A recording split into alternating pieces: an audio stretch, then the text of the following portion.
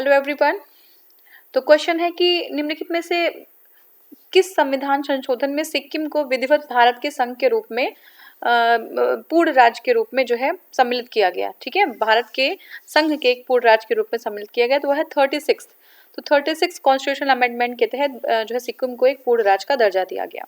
Next हमारा है बिहार को काटकर एक पृथक वनांचल राज्य बनाना संभव है। ठीक है, ये जो है पहले का क्वेश्चन है, तो ये है इसमें से कोई नहीं, कोई ऑप्शन सही नहीं था। ये राज्य विधानसभा में कानून पारित करके, राज्यपाल द्वारा अध्यादेश को पारित करके, संवैधानिक औपचारिकता को समाप्त करके। तो देखिए, जो राज्य है उनका राज्यों का निर्माण करने का अधिकार जो है अनुच्छेद 3 के अनुसार जो संघीय संसद है, ठीक है, उसको होती है। अतः राज्य बिहार को काटकर पृथक वनांचल राज्य का बनाना या उसका बनना संसद के प्रावधानों के द्वारा ही संभव हो पाएगा। नेक्स्ट हमारा है निम्नलिखित भारतीय राज्यों का उनके निर्माण के अनुसार कालानुक्रम बनाएं तथा अंत में दिए गए कूटों का प्रयोग करके उसका सही उत्तर का चयन करना है। ठीक है, तो अब देखिए क्या करना है, कालानुक्रम के अनुसार उनको लगाना, अरेंज करना है। ठीक है, तो देखिए क्या होगा। तो जो आंध्र प्रदेश है, सबसे पहले मैंने बताया था ना, आंध्र प्रदेश जो है फर्स्ट स्टेट था। तो सबसे पहले जो है भाषा के आधार पर जो है स्टेट 1953 में ही जो है उसका गठन हो गया था। राजस्थान का 1956 में हुआ। ठीक है, महाराष्ट्र का 1960 में हुआ, नागालैंड का 1963 में हुआ, हरियाणा का 1966 में हुआ, हिमाचल प्रदेश का 1971 में हुआ, मेघालय का 1972 में हुआ, सिक्किम का 1975, अरुणाचल प्रदेश 1987, छत्तीसगढ़ 2000 बट 1 नवंबर। ठीक है, उत्तराखंड 2009 नवंबर। ठीक है, 2009 नवंबर। और फिर जो है आपका झारखंड 2015 नवंबर। तो ये जो है आपका क्रम है। अब देखिए जो है पहले तो सबसे पहले सिक्किम आएगा। ठीक है, फिर आएगा अरुणाचल प्रदेश, फिर आएगा छत्तीसगढ़ और फिर आएगा झारखंड। तो ये आपका सही जो है सीरीज है। नेक्स्ट क्वेश्चन देखते हैं। देखिए इसको थोड़ा सा मैं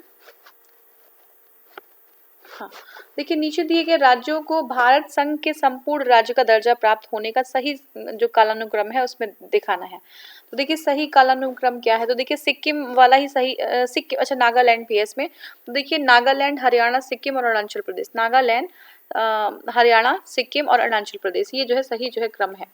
छत्तीसगढ़ राज्य स्वरूप में कब आया, तो एक जो है 1 नवंबर 2000 जो है 2000 को, 1 नवंबर 2000 को आया। ठीक है, नेक्स्ट हमारा उत्तराखंड राज्य की स्थापना कब हुई, तो देखिए उत्तराखंड राज्य की स्थापना 2000 में हुई, बस 2000 में हुई, तो बहुत इजी है, 2000 में हुई थी। ठीक है, अब देखिए इसमें भी जो है क्या करना है कि कालानुक्रम में जो है आरोही क्रम में सजाना है। ठीक है, तो आपका है सी नागालैंड, फिर ए जो है आपका हरियाणा, फिर मेघालय और फिर सिक्किम। ठीक है, एक बार ध्यान देके देखना है कि कब कब गठन हुआ था, क्योंकि किसी भी जो है स्टेट को पूछ लेगा तो आपको उसको सीरीज में लगाना होगा। ठीक है, अब यहाँ पे देखिए फिर से सेम टाइप का क्वेश्चन है, उसका भी बी होगा। पहले आंध्र प्रदेश, फिर हरियाणा, फिर हिमाचल प्रदेश और फिर सिक्किम। नेक्स्ट क्वेश्चन देखते हैं।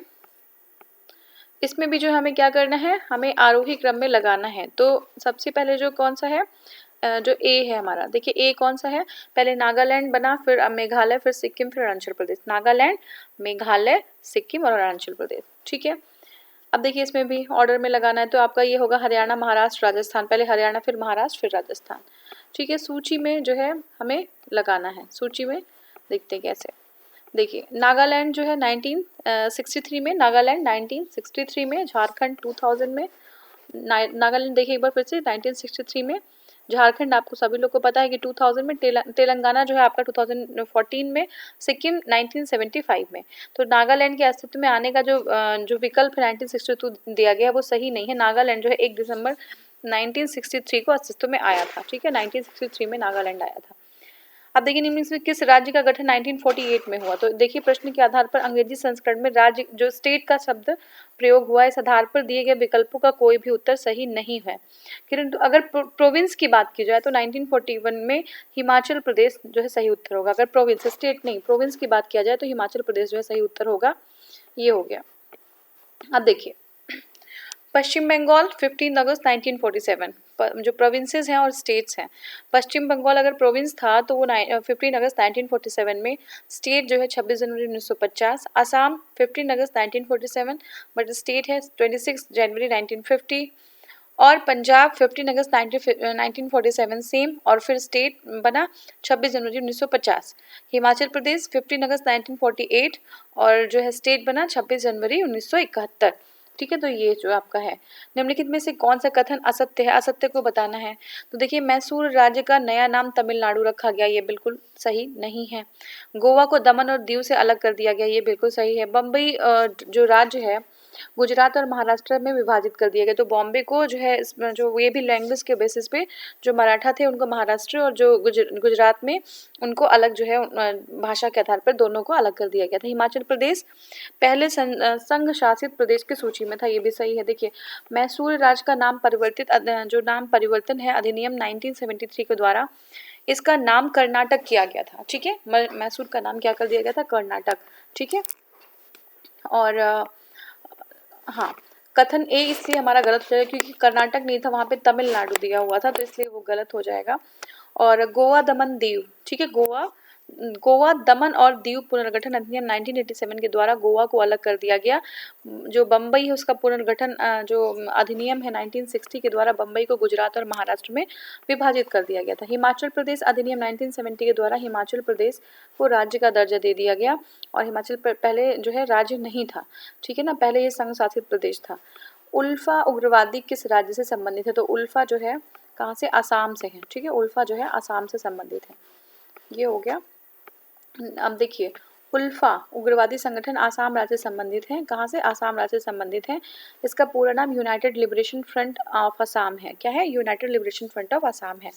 इस संगठन का उद्देश्य जो है सैन्य संघर्ष के जरिए संप्रभु समाजवादी असम की स्थापना करना, और परेश बरुआ, ठीक है, तथा अन्य द्वारा 1979 में इसकी स्थापना की गई। तो कौन है, परेश बरुआ जो है उल्फा के जो है लीडर हैं। ठीक है, तो इसका क्या उद्देश्य है, उसका उद्देश्य ये है कि सैन्य जो है संघर्ष के द्वारा संप्रभु समाजवादी असम की स्थापना करना। 1979 में उल्फा का गठन किया गया था। ठीक है, पीपल्स वॉर ग्रुप नाम का आतंकी संगठन कहाँ पे है, पीपल्स वॉर ग्रुप कहाँ पे है, तो देखिए पीपल्स वॉर ग्रुप जो है वो है आपका आंध्र प्रदेश में। ठीक है, आंध्र प्रदेश में people's war group. People's war group या PWG नामक आतंकवादी संगठन 22 अप्रैल 1980 को आंध्र प्रदेश के कोंडापल्ली सीतारमैया नामक नक्सली नेता ने की थी। ठीक है, आंध्र प्रदेश में कोंडापल्ली सीतारमैया ने की थी जो है पीपल्स वॉर ग्रुप की स्थापना। कहाँ पे की थी ये जो है आंध्र प्रदेश में। कावेरी जिला जो जल विवाद है वो कितने जो है कौन से राज्य के अंतर्गत है, तो ये देखिए आपका कर्नाटक, तमिलनाडु, पुडुचेरी और केरल। कावेरी जो जल विवाद है वो किस राज्य के अंतर्गत आता है, तो वह है कर्नाटक, तमिलनाडु, पुडुचेरी और केरल। ठीक है, कावेरी जल विवाद कर्नाटक, तमिलनाडु, पुडुचेरी और केरल के अंतर्गत आता है। ठीक है, हाँ, नेक्स्ट हमारे भाषा के आधार पर राज्यों के गठन हेतु राज्य पुनर्गठन आयोग की स्थापना कब की गई। देखिए, राज्य पुनर्गठन आयोग की स्थापना जो है कब की गई थी, भाषा के आधार पे। तो जो पहला भाषा के आधार पर राज्यों के गठन हेतु राज्य पुनर्गठन आयोग की स्थापना कब की गई थी, तो ये जो है 29 दिसंबर 1953 में की गई थी। ठीक है, 29 दिसंबर 1953 में, और ऐसा कोई ऑप्शन यहाँ पे दिया नहीं है। ठीक है, और ये जो रिपोर्ट सौंपी गई वो 55 में सौंपी गई। तो आयोग के जो अध्यक्ष थे वो फजल अली थे, और अन्य जो सदस्य थे वो हृदय नाथ कुंजरू और KM पानिक्कर। ठीक है, KM पानिक्कर। तो कब की थी, 29 दिसंबर 1953। मोस्ट इंपॉर्टेंट है, भाषाई आधार पर जो पुनर्गठन का जो आयोग है वो कई सारे आयोग बने थे, आपको पता है। ठीक है ना, जिसमें जो है पट्टाभी सीतारमैया, जवाहरलाल नेहरू और वल्लभ भाई पटेल थे। ठीक है ना, JVP कमेटी, और आपका ये फजल अली है। ठीक है, और कुछ कमेटियाँ थी जो है इसी भाषा के लिए जो है गठित की गई थी। तो जो हमारा भाषाई आधार पे जो फजल अली कमेटी है वो 29 दिसंबर 1953 में जो है गठित की गई थी, और इसके जो है सदस्य थे वो हृदयनाथ कुंजरू और KM पानिक्कर, और जो अध्यक्ष थे वो कौन थे, फजल अली थे। ठीक है, नेक्स्ट हमारा भाषाई आधार पर राज्यों का पुनर्गठन किस वर्ष किया गया, तो ये आपका C है, 1956। ठीक है, 1956 में किया गया जो है भाषा के आधार पर राज्यों का गठन। ठीक है, नेक्स्ट हमारा है देखिए, राज्य पुनर्गठन अधिनियम 1956 के द्वारा भाषाई आधार पर राज्यों का पुनर्गठन वर्ष 1956 में किया गया और भाषा के आधार पर सर्वप्रथम आंध्र प्रदेश का पृथक जो है राज्य के रूप में सृजन 1953 में किया गया। ठीक है, 53 में किया गया। तो ध्यान रखिएगा इसको कि जो भाषा के आधार पर जो 29 दिसंबर 1953 में जो है गठन किया गया और ये जो है 1953 में जो है आंध्र प्रदेश को एक पृथक राज्य के रूप में जो है सृजित कर दिया गया। भाषाई आधार पर सर्वप्रथम किस राज्य का गठन हुआ? तो आपको सबको पता है कि आंध्र प्रदेश का गठन हुआ था 1953 में। निम्नलिखित में से कौन सा भारत में भाषा के आधार पर बना पहला राज्य है? तो आपको पता है कि ये आंध्र प्रदेश है। ठीक है, पहला राज्य। और आंध्र प्रदेश एक भाषाई आधार पर गठित किया गया 1953 में। ठीक है, 1953 में। और नेक्स्ट है भारत में जो है राज्य पुनर्गठन आयोग। भारत में राज्य पुनर्गठन आयोग की संस्तुति के आधार पर राज्यों को पुनर्गठन किस वर्ष किया गया? राज्यों का पुनर्गठन किया गया 1956 में। ठीक है, निम्नलिखित में से देखिए इसमें 56 है, हाँ 56 ये ऑप्शन है। निम्नलिखित में से किस राज्य को केंद्र सरकार द्वारा विशेष श्रेणी दर्जा SCS कभी प्रदान नहीं किया गया? ठीक है, स्पेशल जो कैटेगरी के स्टेटस की जो होती है वो जो है कभी प्रदान नहीं किया गया। बिहार को, सिक्किम को, हिमाचल प्रदेश को, जम्मू कश्मीर को और उपरोक्त में से कोई नहीं है, एक से अधिक। देखिए हिमाचल प्रदेश को है, ठीक है, सिक्किम को भी और जम्मू कश्मीर को भी, लेकिन बिहार की डिमांड रहती है लेकिन उसको कभी ये दर्जा मिला नहीं। ठीक है, नेक्स्ट हमारा है अब तक कुल जो है 11 राज्यों को विशेष श्रेणी का दर्जा प्रदान किया गया। अभी तक टोटल 11 जो हमारे स्टेट्स हैं इनको जो है स्पेशल कैटेगरी के स्टेट्स का दर्जा प्रदान किया गया है। इनमें जो है 8 जो है कौन से हैं? पूर्वोत्तर के 8 राज्य पूर्वोत्तर भारत से, जबकि 3 जो हैं हिमालयी क्षेत्र से। ठीक है, 8 राज्य पूर्वोत्तर भारत से हैं और 3 जो है हिमालयी क्षेत्र से हैं, उत्तराखंड, हिमाचल प्रदेश, जम्मू कश्मीर। ठीक है, और पूर्वोत्तर के राज्यों में मणिपुर, मेघालय, त्रिपुरा, सिक्किम, अरुणाचल प्रदेश, आसाम, नागालैंड, मिजोरम, ये सारे जो हैं ये हमारे 8 राज्य जो हैं वो नॉर्थ ईस्ट से हैं और 3 जो हैं वो हमारे जो हिली एरिया से हैं, जैसे हिमालय क्षेत्र से, जैसे उत्तराखंड, हिमाचल प्रदेश और जम्मू कश्मीर। अब हमें क्या करना है कि निम्नलिखित में से कौन सा सत्य है ये बताना है। ठीक है, तो देखिए ए जो हमारा है वो है कांग्रेस के नागपुर सत्र में 1920 के पश्चात प्रांतीय कांग्रेस समितियों का गठन भाषाई आधार पर किया गया। तो देखिए जो नागपुर सत्र था 1920 में, उसके बाद में जो है प्रांतीय कांग्रेस की समितियों का गठन जो है भाषाई आधार पर किया गया था। ये जो है हमारा है। और नेक्स्ट हमारा है कि 1948 में कांग्रेस ने भाषाई आधार पर प्रांतों के गठन की मांगों को अस्वीकार कर दिया। ठीक है, तो देखिए जो ए है वो सही है। नागपुर सेशन में जो 1920 में उसके बाद जो है भाषाई आधार पर जो है गठन किया गया और हाँ, और 1948 में कांग्रेस ने जो है भाषाई आधार पर जो है गठन की मांग को अस्वीकार कर दिया। दोनों ही जो है हमारा सही है। तो देखिए भारतीय जो राष्ट्रीय कांग्रेस है उसका 45वां अधिवेशन 45th जो अधिवेशन है वो 1920 में जो है कहाँ पे होता है? नागपुर में। और इसके जो अध्यक्ष होते हैं वो बी राघवाचारी होते हैं। ठीक है, अध्यक्ष कौन होते हैं? बी राघवाचारी होते हैं। और इसी अधिवेशन के पश्चात प्रांतीय कांग्रेस समितियों का गठन किया गया। इसी अधिवेशन के पश्चात प्रांतीय कांग्रेस समितियों का गठन भाषाई आधार पर किया गया था।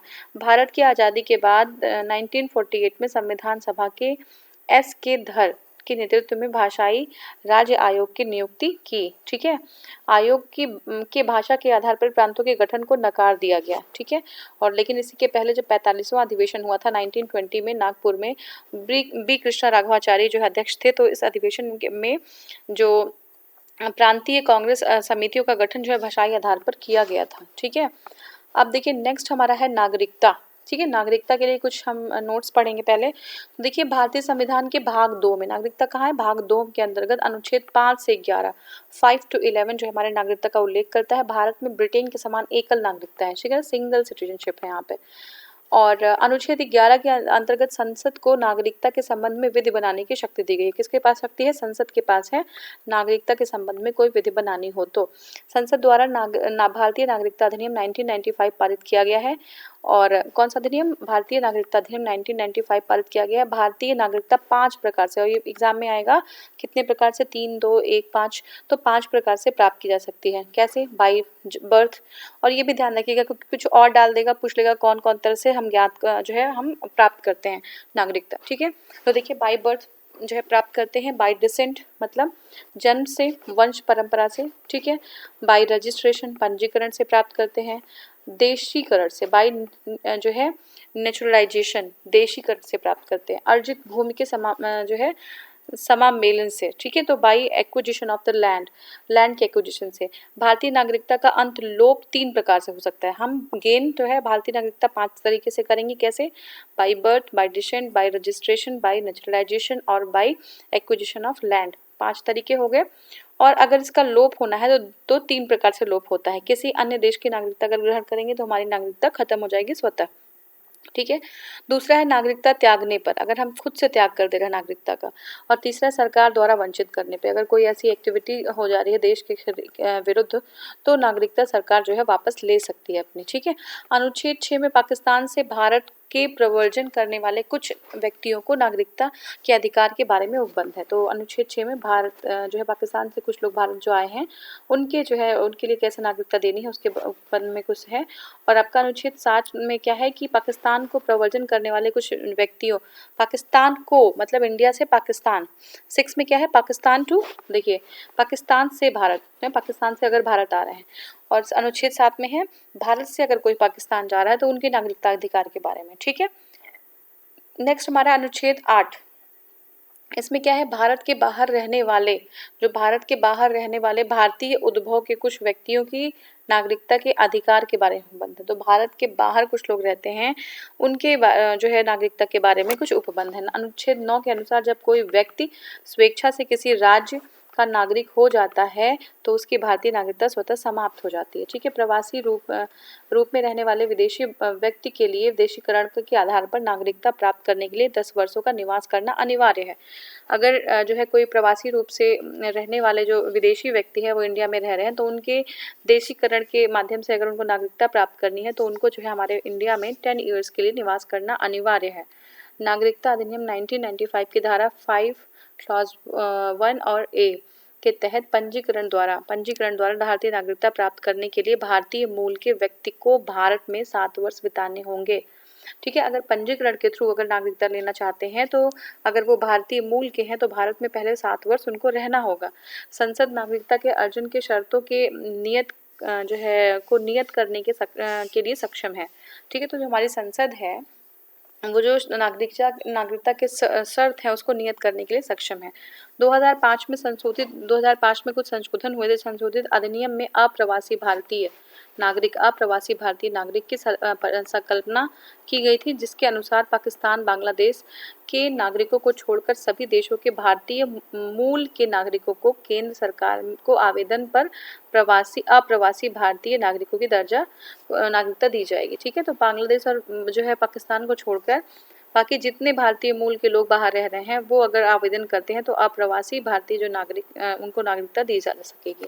10 जनवरी 2020, ठीक है। 10 जनवरी 2020 से नागरिकता संशोधन अधिनियम 2019 लागू हो गया है। कब से? 10 जनवरी 2020 से। तो देखिए ये भी इम्पोर्टेंट है कि जो हमारा नागरिकता संशोधन अधिनियम है वो कब से लागू हुआ, तो वो है 10 जनवरी 2020, ठीक है। अब देखिए यह अधिनियम अफगानिस्तान, पाकिस्तान, बांग्लादेश 3 देशों के, अफगानिस्तान, पाकिस्तान, बांग्लादेश के हिंदू, सिख, बौद्ध, जैन, पारसी, ईसाई, तो जो है धर्म 6 हैं। कितने?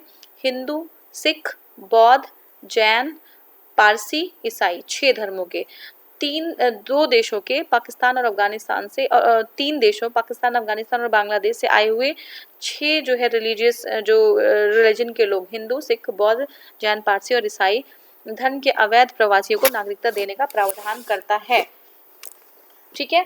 इस अधिनियम द्वारा उन्हें नागरिकता देने का प्रावधान है। उन्हें 31 दिसंबर 2000 का, अब ये यहाँ इम्पोर्टेंट है, उन्हें 31 दिसंबर 2014 से पहले भारत में प्रवेश किया है। यह अधिनियम की 6ठी अनुसूची में शामिल असम, मेघालय, मिजोरम, त्रिपुरा के आदिवासी क्षेत्रों पर लागू नहीं होती। तो ये जो है 6ठी अनुसूची में शामिल है। कौन सी? असम, जो असम, मेघालय, मिजोरम, त्रिपुरा, ये जो है इसमें लागू नहीं होती। अधिनियम जो है क्या है? बंगाल ईस्टर्न फ्रंटियर रेगुलेशन 1873 के अंतर्गत इनर लाइन में आने वाले क्षेत्रों में भी लागू नहीं होगा।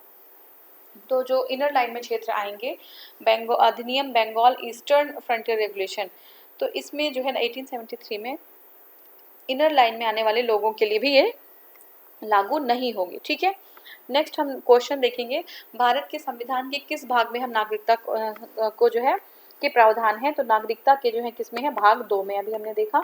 ठीक है, तो भारत के भाग 2 में जो है 5 से 11 तक नागरिकता के प्रावधान है। ठीक है, ये हो गया। और नेक्स्ट क्वेश्चन हमारा है आपका, भारतीय संविधान में निम्न में से कौन सी नागरिकता प्रदान करता है। तो कौन सी करता है, हमारी एकल नागरिकता है। ठीक है ना, सिंगल सिटीजनशिप है, तो ये हमारा आंसर हो गया।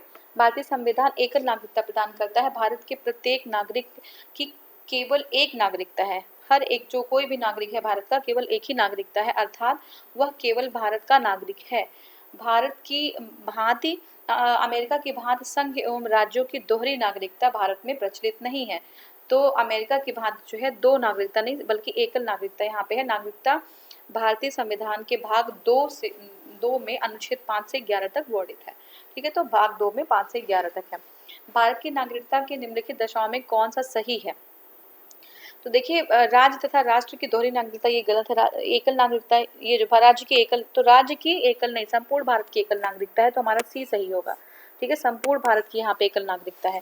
भारत और अन्य देशों की दोहरी ये सब गलत हो गया। हमारा संपूर्ण भारत के लिए एक ही जो है आपका नागरिकता है। नेक्स्ट हमारा है, भारतीय नागरिकता नहीं प्राप्त की जा सकती कैसे। जन्म द्वारा हो सकती है, देशीकरण द्वारा हो सकती है, किसी भूभाग का सम्मिलित जो होगा उसके जो लोग हैं वो नागरिक हो जाएंगे, ये भी सही है। भारतीय बैंक में धन जमा करके, बिल्कुल गलत है।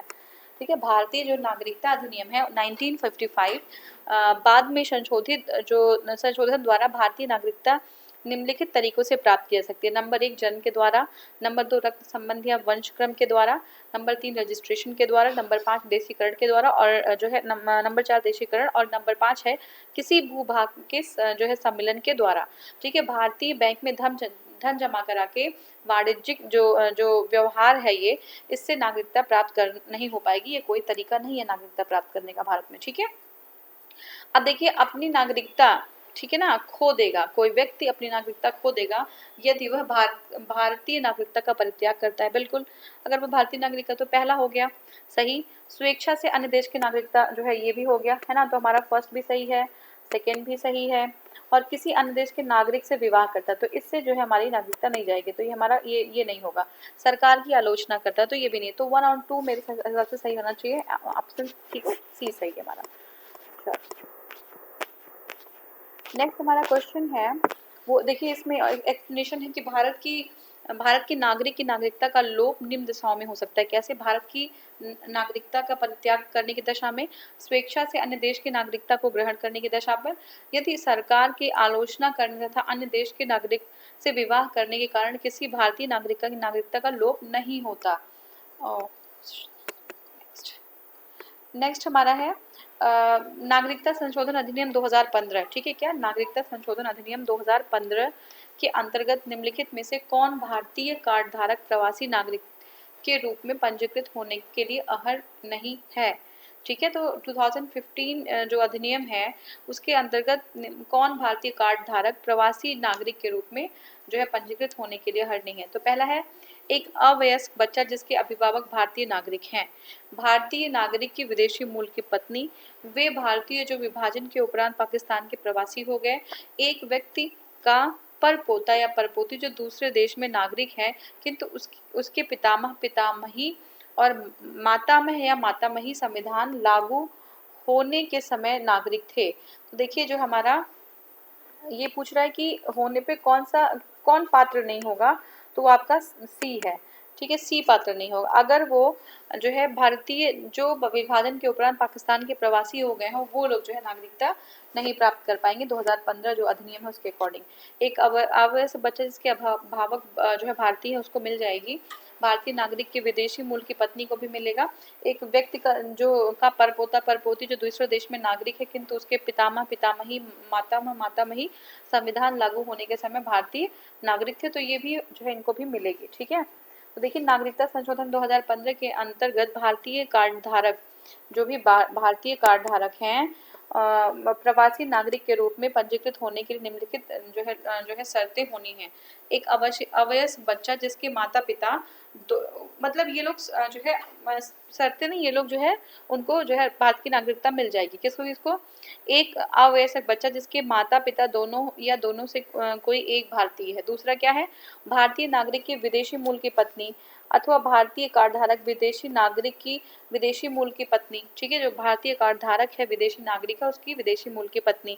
एक व्यक्ति का परपोता परपोती जो दूसरे देश का नागरिक है किंतु उसका पितामह पितामही मातामह मातामही संविधान लागू होने के समय अथवा बाद में किसी समय भारत के नागरिक थे। तो ये भी हो जाएगा। फोर्थ हमारा एक व्यक्ति एक जो है एक व्यक्ति का एक अवयस्क बच्चा कुछ शर्तों पे, ठीक है ना, के साथ जो है वो भी जो है नागरिक बन जाएगा। मतलब यही है कि शर्त ये होगी कि 18 ईयर्स का एज हो जाएगा तो फिर जो है उसको अथॉरिटी मिल जाएगी। तो ये सारी कुछ शर्तें हैं इसकी। इसके अलावा पाकिस्तान, बांग्लादेश तथा अन्य देशों जिसे केंद्र सरकार निर्धारित करे के नागरिक इससे वंचित जो है रखा गया है। नेक्स्ट हमारा है निम्नलिखित कथनों पर विचार करिए। नागालैंड, असम, तो देखिए कथनों पर विचार करना है और उसमें से सही कौन सा ये बताना, तो केवल एक सही है, देख लेते हैं। नागालैंड, असम, मणिपुर, आंध्र प्रदेश, सिक्किम, मिजोरम, अरुणाचल प्रदेश तथा गोवा को प्रादेशिक मांगों को देखते हुए भारत के संविधान के अनुच्छेद 371 ए से 371 आई अंतर्विष्ट किए गए हैं। ठीक है, तो इसमें जो है ये सारे जो है स्टेट्स हैं उसकी प्रादेशिक मांगों को देखते हुए भारत के संविधान के अनुच्छेद 371 ए से 371 आई में अंतर्विष्ट किए गए हैं। कौन कौन से? नागालैंड, असम, मणिपुर, आंध्र प्रदेश, सिक्किम, मिजोरम, अरुणाचल प्रदेश और गोवा। भारत तथा संयुक्त, यही सही है हमारा, भारत तथा संयुक्त राज्य अमेरिका के संविधानों में दो राजतंत्र, संघ और राज्य है किंतु नागरिकता एक रही है, तो ऐसा नहीं है। यूएस में नागरिकता दोहरी है। कोई व्यक्ति जो देशीकरण द्वारा भारत का नागरिक है वो कभी भी अपनी नागरिकता से वंचित ऐसा भी नहीं है, ये भी गलत हो गया। ठीक है, तो देखिए भारतीय संविधान के अनुच्छेद 371 ए, कौन सा? 371 ए को लेकर 371 आई में नागालैंड 371 ए, असम 371 बी, मणिपुर, पहले क्या है? नागालैंड 371 ए, असम 371 बी, मणिपुर 371 सी, आंध्र प्रदेश 371 डी, सिक्किम 371 एफ, मिजोरम 371 जी, अरुणाचल प्रदेश 371 एच, गोवा 371 आई। ठीक है, राज्यों के संबंध में विशेष जो है उपबंध किए गए हैं, अतः जो कथन एक हमारा सही है। भारत, और ये मैंने पहले बता दिया कि संयुक्त राष्ट्र अमेरिका में जो है एक जो है सिटीजनशिप नहीं है, वहाँ पे दो है, दोहरी नागरिकता है। और वे व्यक्ति जो देशीकरण द्वारा भारत की नागरिकता प्राप्त करते हैं उन्हें नागरिकता अधिनियम 1955 की धारा 10 के अनुसार नागरिकता से वंचित किया जा सकता है। ठीक है ना, तो बिल्कुल वंचित किया जा सकता है, ऐसा नहीं है कि उन्होंने इस तरीके से प्राप्त किया है तो उनको जो है वंचित नहीं किया जा सकेगा। ठीक है, तो ये हमारा हो गया। और नेक्स्ट है, किस देश में, कौन सा ऐसा देश है जहां पर दोहरी नागरिकता का सिद्धांत स्वीकार किया गया है? तो आप सभी लोग को पता है कि जो दोहरी नागरिकता का सिद्धांत है वो स्वीकार किया गया है संयुक्त राज्य अमेरिका में। कहाँ पे? संयुक्त राज्य अमेरिका में। ठीक है, तो जो प्रथम जो है संयुक्त राज्य अमेरिका और दूसरे उस राज्य की जहां वह निवास करता है, दो जो है नागरिकता होती है, एक तो जो एक कंट्री की और एक स्टेट की जहाँ पे वो रहता है। तो लेकिन भारत में ऐसा नहीं है, भारत में एक ही नागरिकता है। निम्न में से कौन नागरिकता के अर्जन हेतु शर्तों की नियत करने के लिए सक्षम है? तो कौन सक्षम है? संसद है। ठीक है, संसद सक्षम है। तो देखिए जो भारतीय संविधान के अनुच्छेद 11 में यह स्पष्ट किया गया है कि यदि संसद को नागरिकता के संबंध में विधि बनाने की संपूर्ण शक्ति होगी, इस शक्ति के जो देखो संसद को क्या होगी, अनुच्छेद 11 में स्पष्ट है ये कि पूरी जो है संसद के पास शक्ति होगी कि वो नागरिकता के संबंध में कोई भी विधि, कोई भी लॉ बना सके। इस जो है शक्ति का प्रयोग संसद ने नागरिकता अधिनियम 1955 के में किया है। इसमें यह नागरिकता के अर्जन और समाप्ति के बारे में विस्तार से उपबंध किया गया है। और नागरिकता अधिनियम 1955 की धारा 5(1)(a) के तहत पंजीकरण द्वारा, कौन सी धारा जो है 5(1)(a) के पंजीकरण के द्वारा भारतीय नागरिकता प्राप्त करने के लिए भारतीय मूल के व्यक्ति को भारत में 7 साल बिताने होंगे। नेक्स्ट हमारा है नागरिकता अधिनियम 1955 के अंतर्गत पंजीकरण द्वारा भारतीय नागरिकता प्राप्त करने के लिए भारत में कितने वर्ष बिताने होंगे? तो हमने अभी देखा कि भारत में जो है मिनिमम 3 इयर्स जो है एटलीस्ट 7 इयर्स उनको बिताना होगा। ठीक है ना, कितना साल? 7 साल। ठीक है, अब नेक्स्ट निम्नलिखित में से कौन भारत में नागरिकता निर्धारण की विशिष्ट अधिकार किसे प्राप्त है? भारत में नागरिकता निर्धारण का विशिष्ट अधिकार किसे प्राप्त है? तो ये देखिए न्यायालय, लोकसभा, राज्यसभा, राष्ट्रपति और केंद्रीय सरकार। तो इसमें से सही नहीं, संसद को प्राप्त है, लेकिन अगर लोकसभा हम कहीं देखें तो कर सकते हैं, लेकिन इसमें अप्रोप्रिएट नहीं है। तो देखिए भारतीय संविधान के अनुच्छेद 11 के अनुसार भारत की नागरिकता के निर्धारण का विशिष्ट जो अधिकार है लोकसभा संसद को प्राप्त है, और इसमें अगर संसद नहीं है तो कोई भी विकल्प सही नहीं है। ठीक है, तो मूल अधिकार। ठीक है, नेक्स्ट हमारा है टॉपिक मूल अधिकार, उसको हम नेक्स्ट वाले वीडियो में स्टार्ट करेंगे। Thank you so much for watching. Thank you.